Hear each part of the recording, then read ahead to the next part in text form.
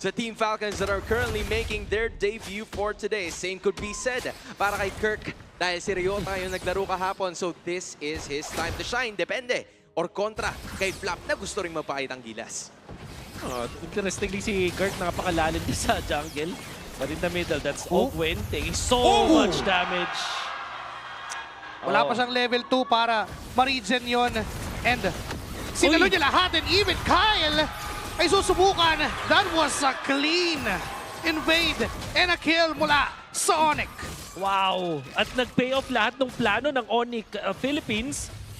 Fast clearing the mid lane, tapos kumonekta si King Kong doon sa may pag-take ng purple buff. And Kirk fast cleared his own lane para maiwan si Flap. Oh! That was a really good way para makatakas pa rin itong si Flap. Almost taking Kirk down, so walang magiging bawi ang Team Falcons sa pagkakataon na yun. 2 kills kagad para sa Onic.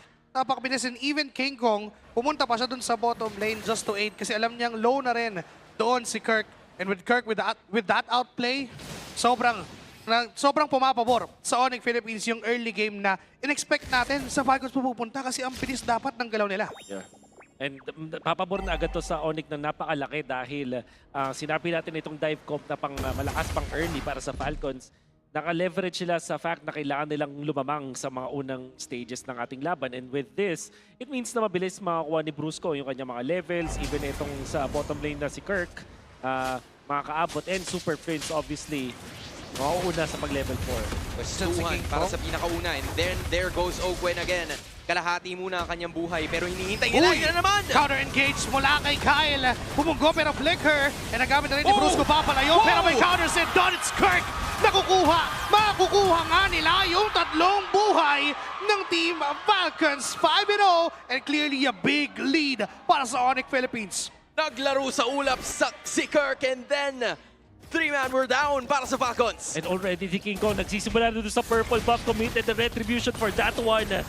Daylight robbery mula dito kina King Kong at sabay kuha nung turtle. Sobrang dami nilang na-achieve in just 2 minutes and 40 seconds. 5-0. Sabay lamang ng 2,000 sa laban na to. Almost 1K kung tutuusin per minute yung lead na nakukuha ng Onic, and all around the map they had it covered.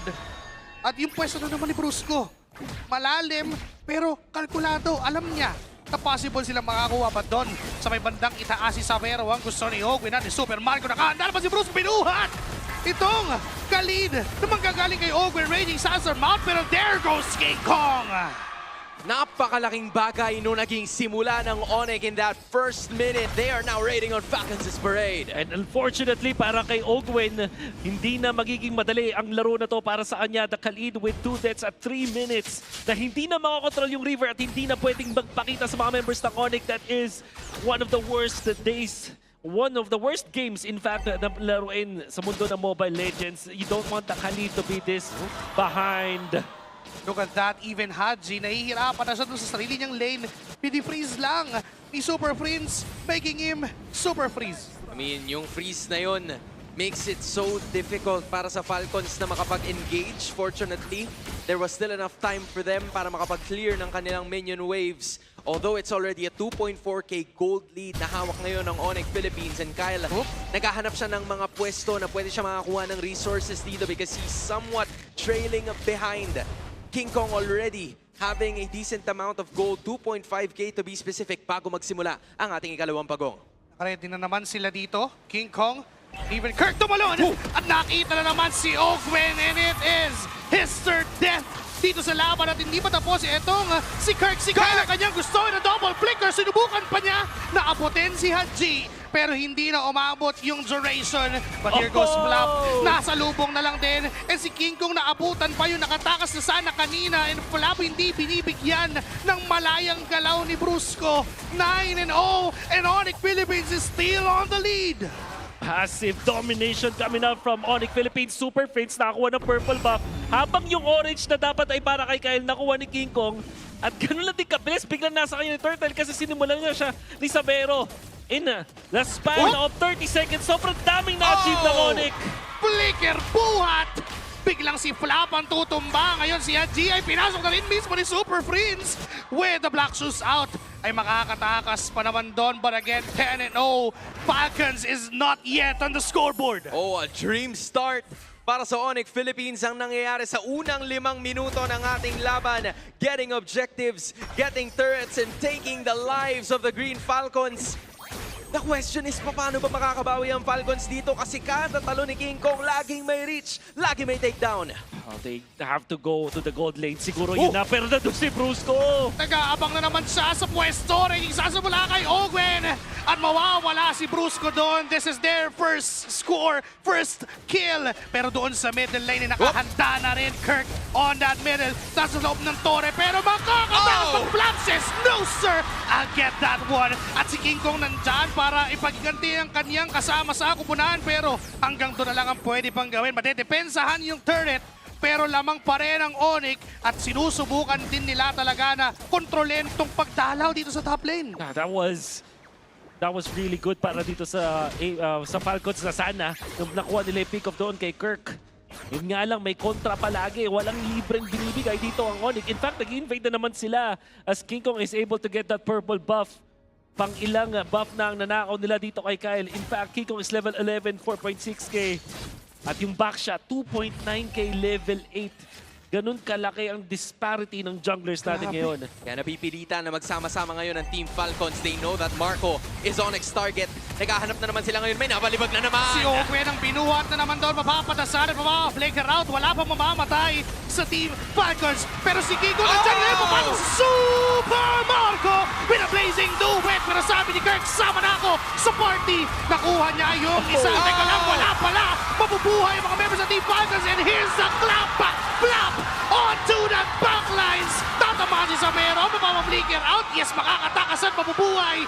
Pero ito na ang gante ng Falcons. Ang gante ng api. Showtime Falcons entering Season 17. There's a lot of shutdowns in their favor. Haji getting it. Kyle getting the turtle. At ngayon, purple buff na rin yung target nila. Bawing-bawi na ang Falcons. They have erased the lead na binuo ng Onic Philippines. Teka lang ha. Hindi pa tapos kasi si Brusco sumubok na kumuha pa ng buhay pero mabubuhay doon si Haji.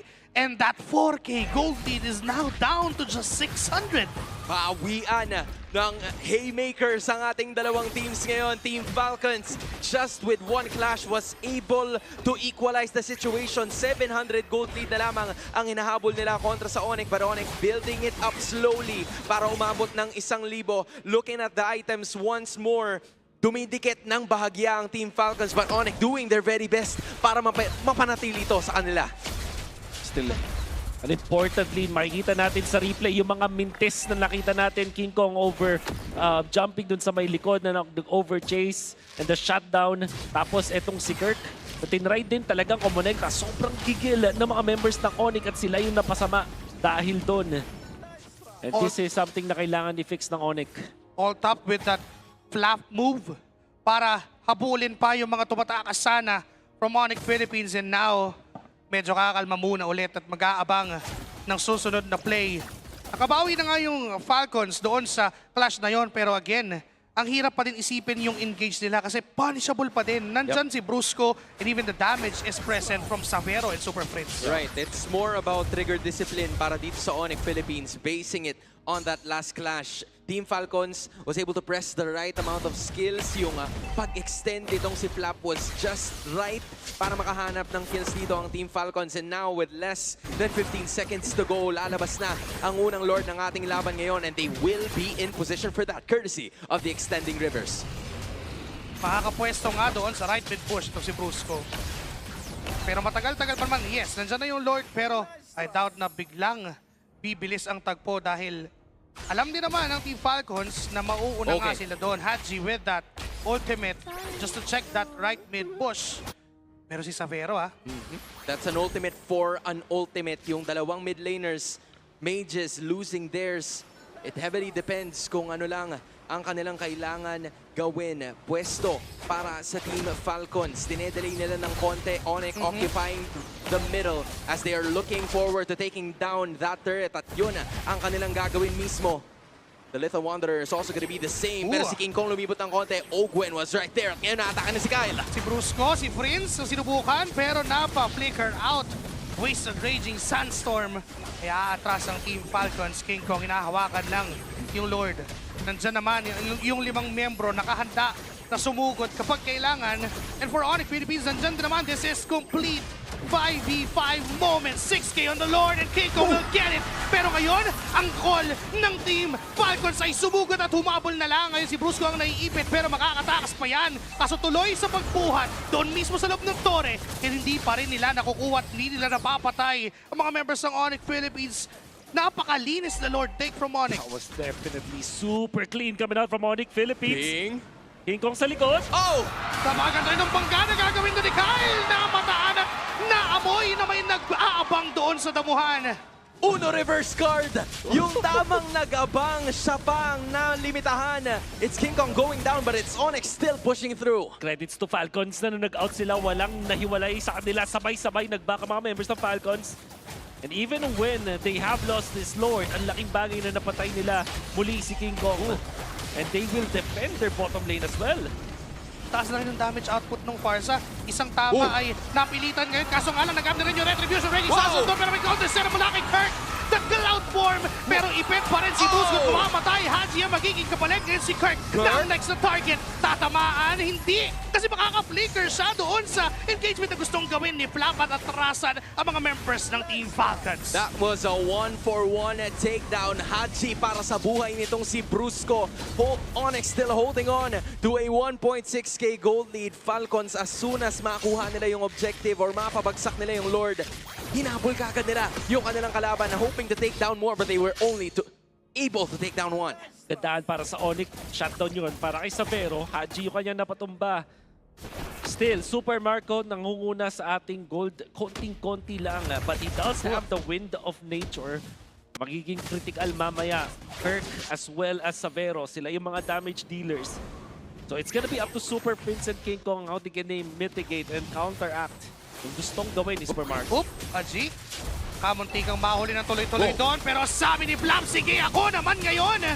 Pero with that Cloud Ultimate ay makakatakas at aatras na rin ang Onic Philippines. Hindi nila ipipilit ang hindi nila nakuha. Again, no inhibitors are down para sa ating parehas na kupunan. 45 seconds bago lumabas ang susunod na Lord ng game number 1. It's Onic holding on to a 2k gold lead. But you have to take note of Super Marco. 0-6, still unscathed. Hindi pa nagagalusan. And the same could be said para kay Super Prince at kay Savero. The main damage dealers of Onic Philippines needs to be safe para makuha nila itong laban na ito against Falcons who are still hungry and determined para makipagbapakan.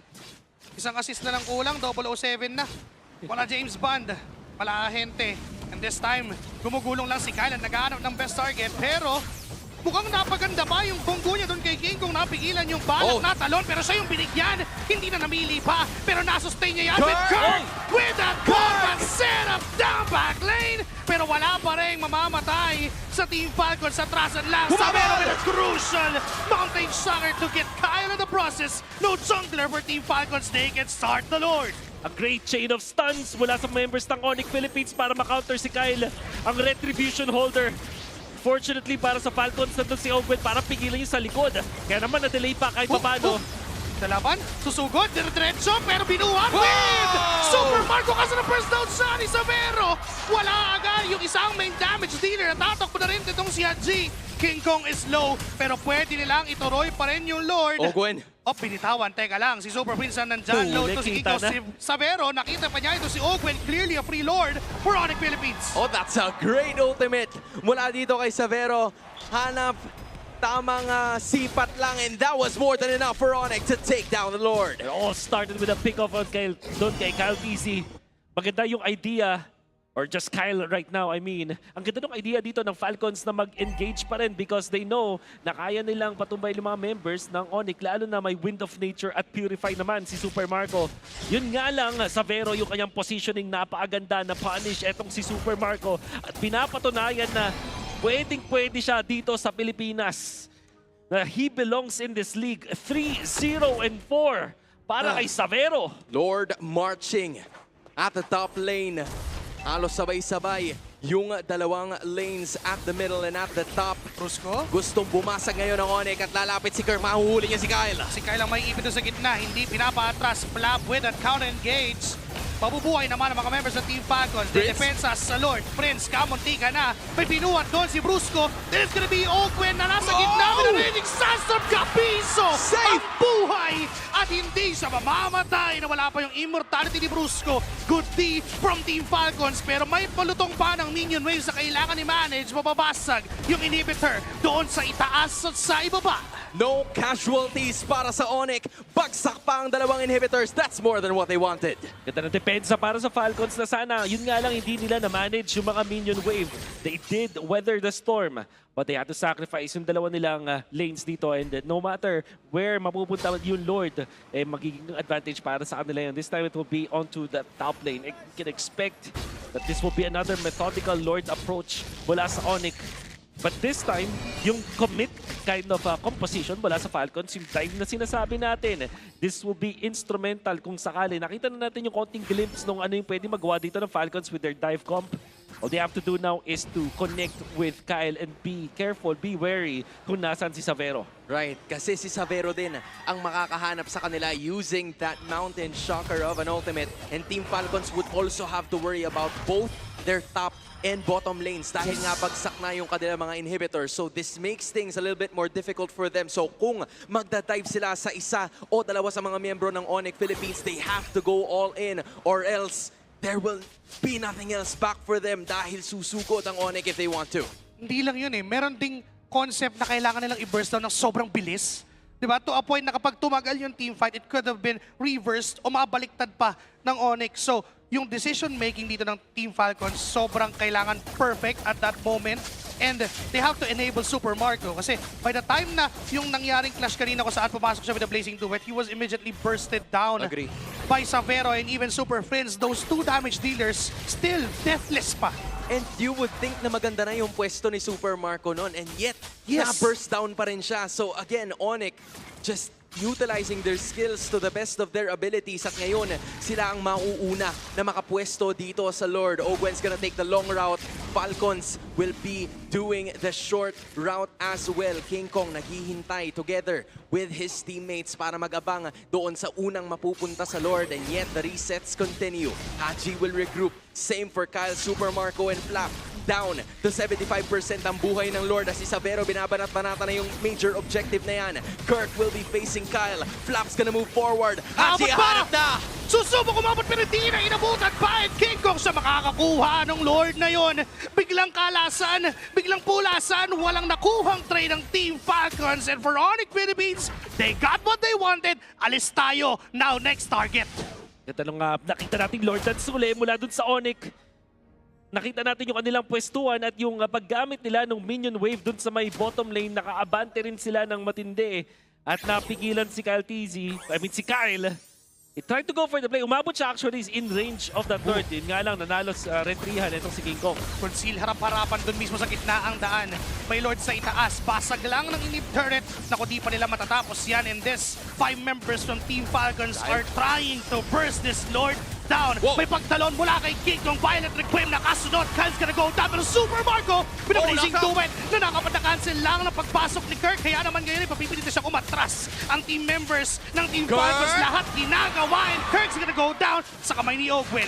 Now, kaya pang depensahan. Brusco. Minions down. Doon sa taas at sa baba. Brusco, no more immortality. Hinabol ni Ogwen sa kanyang skateboard na gawa sa buhangin. Pero wala. Di naman siyang kasamang damage. At aatras ang Onic. What a good D coming from the side of Team Falcons. Napatumba ng Sonics ang uling inhibitor pero nananatiling nakatayo ang Falcons. Good in and out, coming out mula dito kay Super Marco na mukhang nakakatakot na nga. And syempre, Winter Crown, Violet Requiem, hindi naging enough para dito sa Onic Philippines at makakaangat kahit pa paano mga members ng Falcons. Wow! Teka lang, may binuhat doon. Ito kasi Super Marco pero may BMI ay makabubuhay pa din sa Vero popping his Mountain Shocker. Kaso nga lang hindi niya naibato yun dahil nga nakatakas na ng maigi itong si Super Marco. Ganda naman nun, Super Marco nakapagpato pa ng BMI bago siya mabuhat. Alam naman din natin na wala siyang Purify because he just used that dun sa depensa. Super Marco proving his worth as a marksman na handa at safe na safe kung sakaling magkakaroon ng clash. At now, 20-minute game once again. It started out as a very one-sided affair para sa Onic Philippines, but Falcons are showing na doable pa nga talaga. 20 seconds though before the next Lord.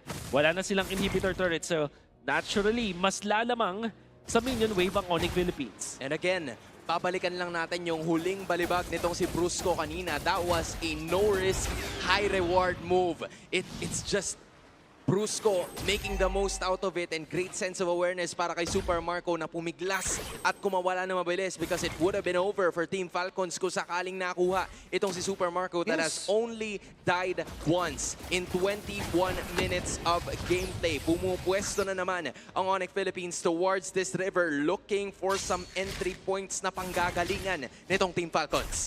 Nandun na nauna itong si Kyle sa may bandang Lord Pit. Pinahawakan, pinapatunog. Nandun din si Hadji. Nandun din Super Marco. But King Kong finds a magic stomp doon kay Ogwin. Look at this though.